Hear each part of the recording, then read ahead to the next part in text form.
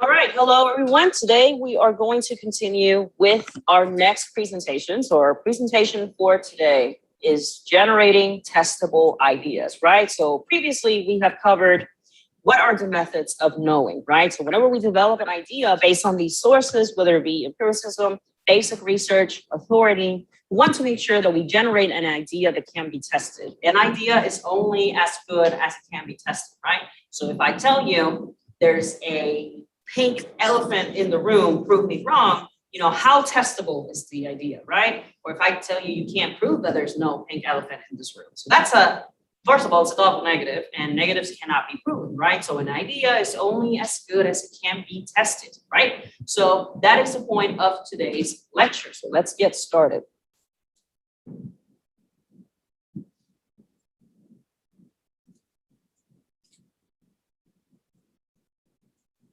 Right. So one of the things that we need to understand in order to generate new ideas is that the goal of research inherently is going to extend the amount of knowledge that we already have, right? We want to extend it past the point that it is known, right? Some of you, especially here in the South, you've heard, the phrase, if it ain't broke, don't fix it, right? The problem with that type of mentality is that we wouldn't acquire new knowledge, right? If we kept that type of thinking, we probably would not extend, we wouldn't go beyond what's already known. If it's not broken, don't fix it. I understand that, but we can probably make it better, right? So that's one of the reasons why the goal of research is to expand upon that knowledge. Now, interestingly, when it comes to that, a researcher will try to have this published. Why is that?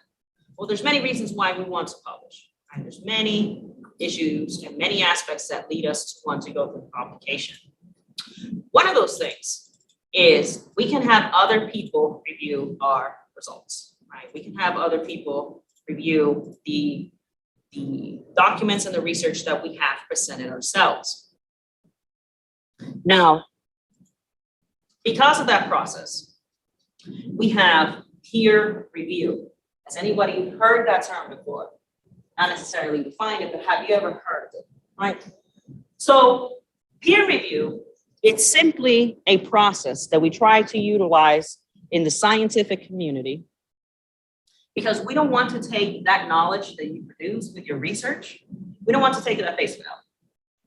Because we learned from previous lectures that that is a form of authority, right? And that could lead to problems, for example, not questioning where that research came from.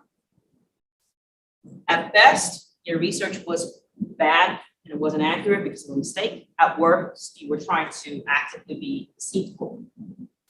So that's one of the reasons why peer review is important.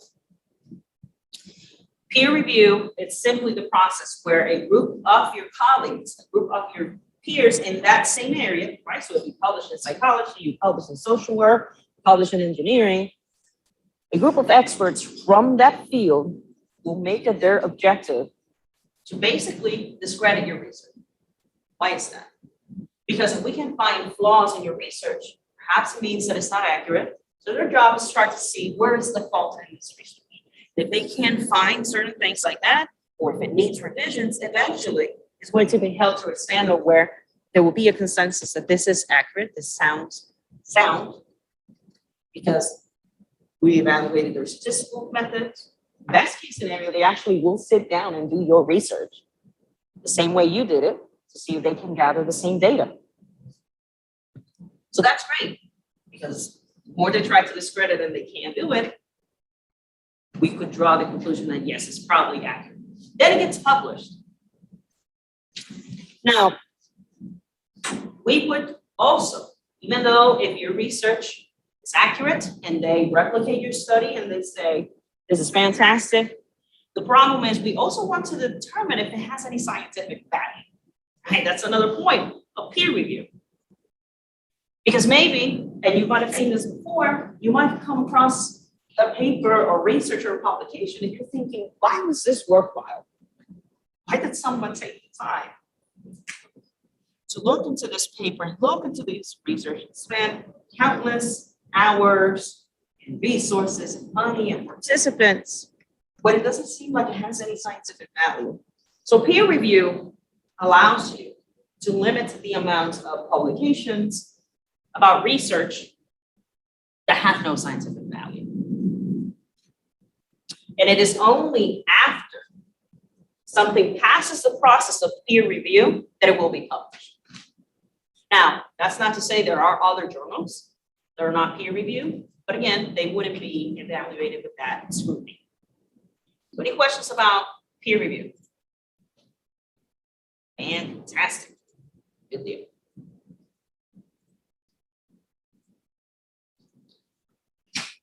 Some of you may be wondering, I wonder what it takes to be published. First of all, a lot of blood, sweat, and tears. Okay. Other than that, especially tears, mostly tears. Right?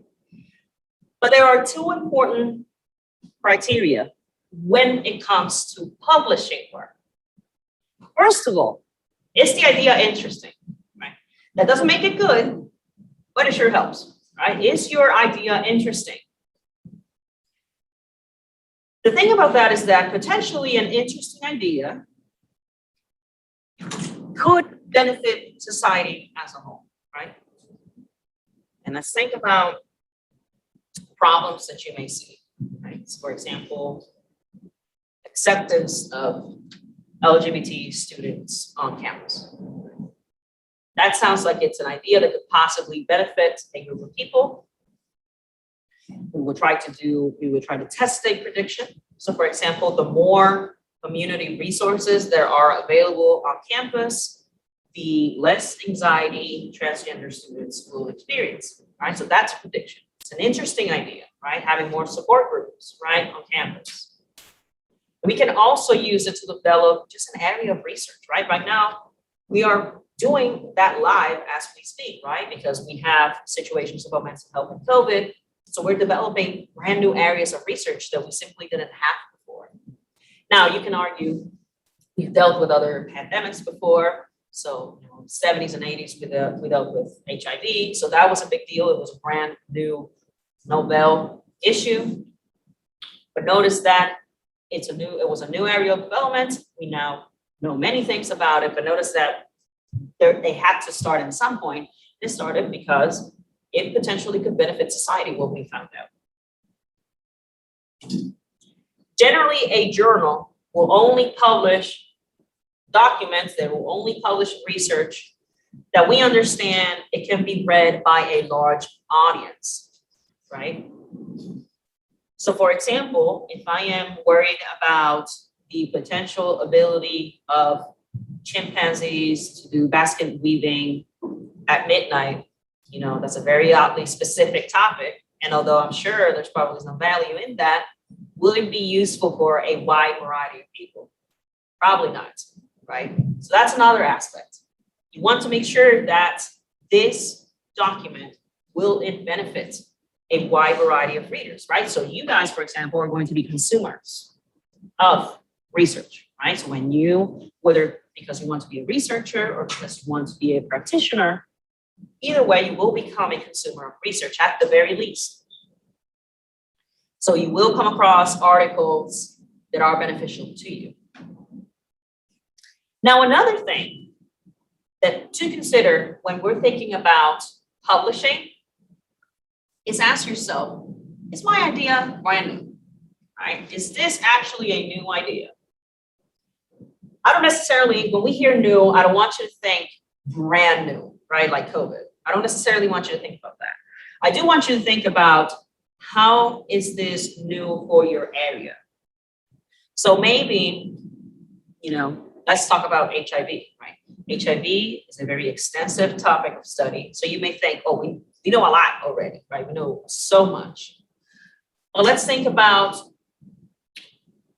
another novel idea, which would be individuals, perhaps on campus, that have HIV and how that's impacting, right? So for example, if they're feeling sick that day, how is that impacting their school quality or their grades, right? So notice I am building upon something else, right? I'm building upon research of HIV and I'm building upon the Prussian perhaps. But notice that this would be new, because by understanding there's nothing like that here on campus, right? So I want you to think about new as brand new, but at least the concept or the area of study or the population, something has to be new, because remember, we're trying to contribute to the knowledge, right? We want to contribute to that foundation. You should be able, whenever you publish research, you want to be able to say, you want to be able to show for it, right? You want to be able to say that there was some value in what you did towards the greater field, right? To your area of study. You don't want to say, well, I studied basket weaving with chimpanzees, smoked cigarettes and did it at midnight, right? That's very specific and that's great, but were you able to show for it that actually contributed, say, for example, in the behavior of animals, which I'm sure it would. I would like to meet that monkey. I don't know. I think he'd be a cool monkey, right? Now, we have talked about before hypotheses, and we're thinking about a prediction of something we expect to observe given a specific set of circumstances, right? So for instance, I think if A happens, B will follow. If A decreases, B will increase, right? But notice that only applies to certain levels or certain circumstances, I should say. So if one of those circumstances is different, maybe that prediction is not going to be the same. Think about every time I fail a test, I will get drunk. I will become intoxicated, right? That's a prediction. But let's say this time you fail the test, and instead of every time I fail a test, chances increase that I'm going to get drunk. But maybe this time we have a different circumstance. You failed the test, but you managed to talk to the TA about it, right? Or you managed to talk to me about it, or a friend, right? So notice the circumstances are not the same. And therefore, the prediction is slightly going to be impaired, right? Because the circumstances were not the same.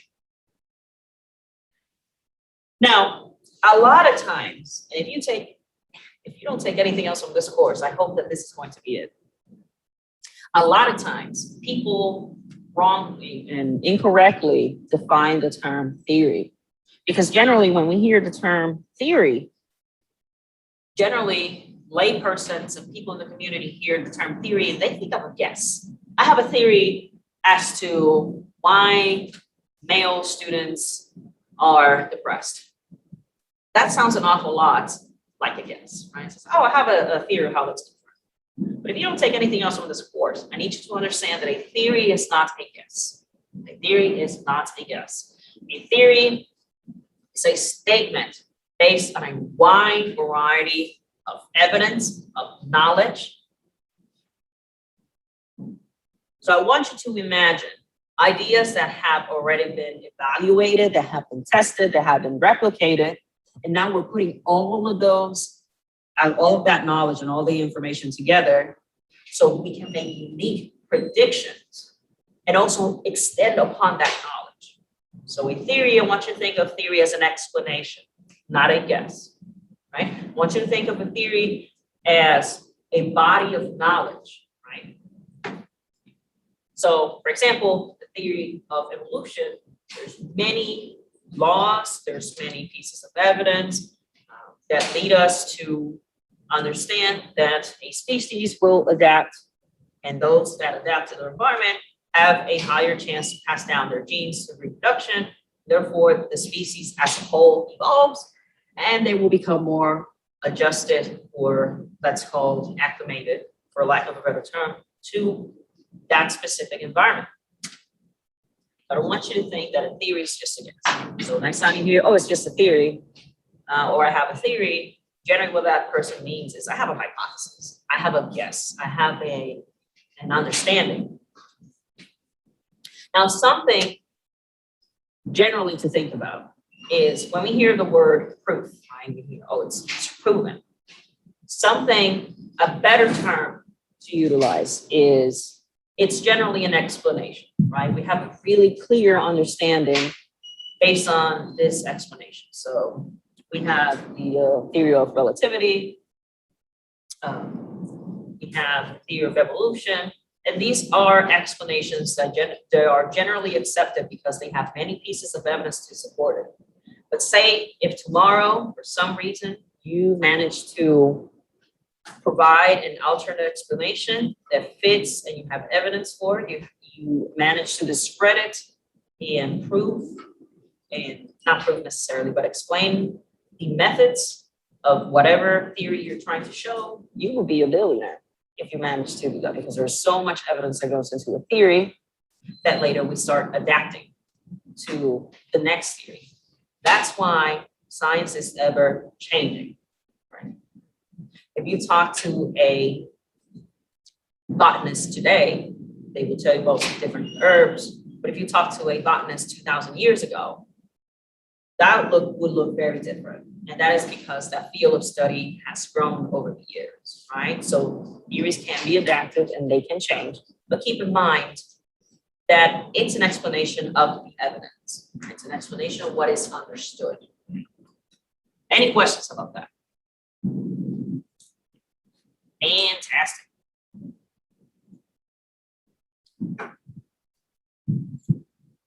All right. Now, in order to develop a theory, remember, a theory is an explanation based on evidence. The first thing that we would like to do is we need to make sure that this is testable and falsifiable, and that is a key term.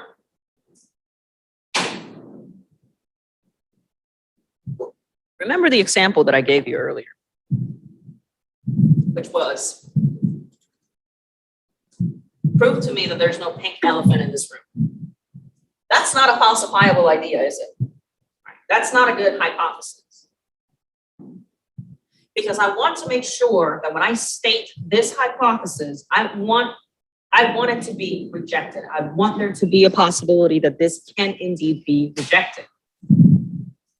I cannot demonstrate, I cannot predict that there is not, right? Prove to me that there isn't no elephant in the pink room. Well, that's not really testable, is it?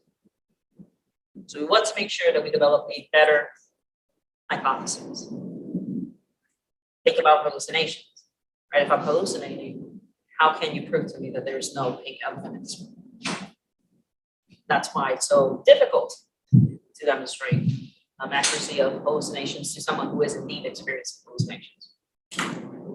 Another important factor about the criteria for developing a good hypothesis or theory is that I want to be able to replicate. I want to be able to replicate whatever the hypothesis is. I also want to be as precise as possible whenever I am developing this hypothesis or this theory. And why is that? Well, first of all, the more precise I am in defining that hypothesis or that theory, first of all, it's easier on me, right? Because I know what it looks like. I know how I'm going to measure it, I know exactly what steps I'm going to take, the operational definition. I know my research design. I know my research methods. I know the statistics I'm going to run. So basically, you're giving yourself a nice little list of bullet points, right? Of how you're going to test and falsify your hypothesis. But somebody else should be able to do that, right? That is why you want to make sure that your hypothesis is as precise as possible. So if I say, the more a person drinks, the more likely they are to commit suicide. Right?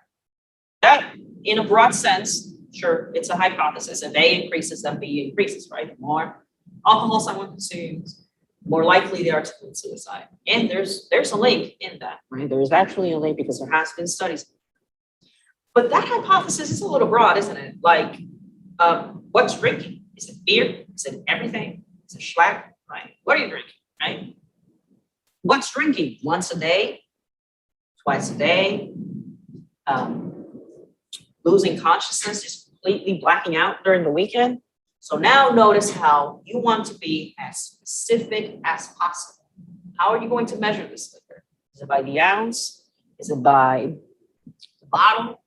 So notice that the more specific you are, the more I can grab that paper and say, I'm going to do this myself. Because Kate, I get it ready, Grace. Because Grace conducted a study, and Grace said, I'm going to study the relationship between people consuming alcohol and their increase, I should say, risk of suicide ideation. What's suicide ideation? How are you going to define it? Is it just morbid rumination? Is it a plan? Right. So notice how the more specific you are, the better it is for the researcher, for one thing, and also for the person who wants to replicate your study. That also helps with deception too. If I lie about how much alcohol they drink, when someone tries to replicate my study, it will show up. Because they would say, wait a minute, you said if they only drank 2 beers, they would have an increase of suicide ideation. I did not see that in my study. Any questions about that? And one of the last things that I like to talk about is that your hypothesis has to be parsimonious. And what do I mean by that? Who knows what the KISS method is? Anybody? So the KISS method is keep it simple, stupid, right? You want to make sure that your explanation is as simple as possible. Ideally, well, first of all, science is already difficult, right? So why make it harder? But the real idea, generally an easier explanation tends to be more sound than that is very complicated. And I actually like this example a lot. I saw this example one time. I can't remember where I saw it. It's probably YouTube, let's be honest, right? Probably YouTube, right? Or Facebook, because I'm older, right? I don't have them TikToks and all that, right? I refuse either way. So I remember seeing this example. And say you're home alone. I want you to be home alone today. And you're thinking about, I want you to put yourself in that position. And you're home alone today, it's the middle of the night. And you hear a sound coming from your house, right? You hear this noise, right? We want to make sure that that explanation stays as simple as possible. So a simple explanation, you hear this noise coming from your closet, from your bedroom closet, and you're thinking it could be an alien. I mean, we could think it's an alien, but what would be a much simpler explanation, right? If you have a pet, it's likely your pet. That will be a little bit simple, more will be simpler. Now you could say it's a burglar, and it could be, right? But generally, the less complex explanation tends to be the most accurate explanation. That's not to say it was a burglar or a break-in. It could be. But notice that it would take more steps. Why do I say that? Your cat's already in the house. And we all know cats, right? They get everywhere, right? But you are in your house, you're living room, just enjoying yourself. And sure, it could be a burglar, but that means you didn't hear someone breaking in the door, your alarm system didn't go off, your dog didn't start barking. So notice that requires more of an explanation. Now you have to explain to me, well, how did the burglar get in without you noticing? Notice that this got more complex and more complex. Generally, the most simple and the one that's more simple will be generally more accurate. Because now you have to explain to me, you got past the security system, you got past your dog, you didn't hear any ruffling in the bushes or anything like that. So generally, you want to keep an easy explanation. Any questions about that? Fantastic. Fantastic. All right. So this is going to be the end of our lecture. Are there any questions? Now for our next lecture, we are going to talk about developing your ideas. How is it that we develop an idea? So is it through deduction, induction, or both? Thank you guys very much for your attention.